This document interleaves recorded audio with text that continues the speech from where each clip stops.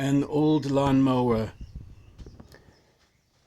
When a man tries to start an old lawnmower, he is faced with a grim choice. Does he give up on the lawnmower, or does he simply refuse to mow?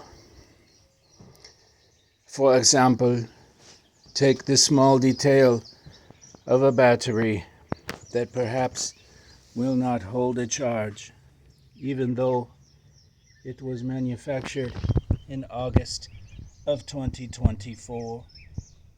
In mowing terms, this is a new battery, purchased after the suffering of the last dead battery.